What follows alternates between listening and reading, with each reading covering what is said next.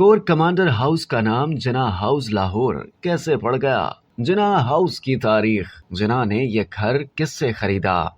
عمران خان کی گرفتاری کے بعد لاہور کینٹ میں مظاہرین کے ہاتھوں جلایا جانے والا کور کمانڈر ہاؤس صرف اس لیے تاریخی اہمیت کا حامل نہیں کہ یہ ایک تاریخی قدیم عمارت تھی جسے قومی ورثے کے تحت تحفظ حاصل تھا، بلکہ اس کی اہمیت کیوں بھی ہے کہ یہ لاہور میں بانی پاکستان قائد اعظم محمد علی جناح کا خرید کردہ گھر تھا۔ جناح ہاؤس لاہور کے جس علاقے میں واقع ہے، یہ جائیداد لالا شیو دیال سیٹھ کے نام تھی، جو لاہور کی اہم سماجی شخصیت تھے اور تعمیرات سے وابستہ تھے۔ انہوں نے 1935 میں اپنی وفات سے کچھ سال پہلے یہ جائیداد خواجہ نذیر احمد کو فروخت کر دی تھی، جنہوں نے یہ جائیداد اپنی بیگم کے نام کر دی۔ ان کی بیگم نے یہ بنگلہ لالا موہن لال کو فروخت کر دیا۔ جولائی 1943 میں قائد اعظم محمد علی جناح نے یہ بنگلہ موہن لال سے 1,62,500 روپے میں خریدا تھا۔ قائد اعظم نے جب یہ بنگلہ خریدا تو اس سے پہلے یہ بنگلہ برطانوی فوج نے کرائے پر حاصل کر رکھا تھا، جس کا معنی کرایہ علامتی طور پر 5 روپے تھا۔ ان کے ڈیفنس آف انڈیا رول کے تحت برطانوی فوج کوئی بھی جائیداد حاصل کر سکتی تھی۔ جب قائد اعظم نے یہ بنگلہ خرید لیا تو فوج کی کرایہ داری کی میعاد ختم ہونے والی تھی، تاہم فوج نے پھر اس رول کے تحت اس میعاد میں توسیع کر دی۔ قائد اعظم اور برطانوی فوج حکام کے درمیان 1.5 سال خط و کتابت ہوتی رہی۔ وائسرائے ہند ماؤنٹ بیٹن کی جانب سے 3 جون کا منصوبہ آ گیا، جب برطانوی فوج حکام کو پتہ چلا کہ لاہور کینٹ بنگلے کے مالک پاکستان کے پہلے گورنر جنرل نامزد ہو چکے ہیں۔ 1 اگست 1947 کو کرنل A.R. بوس نے قائد اعظم کو خط لکھ کر 31 اگست 1947 تک بنگلہ خالی کرنے کے فیصلے سے آگاہ کر دیا،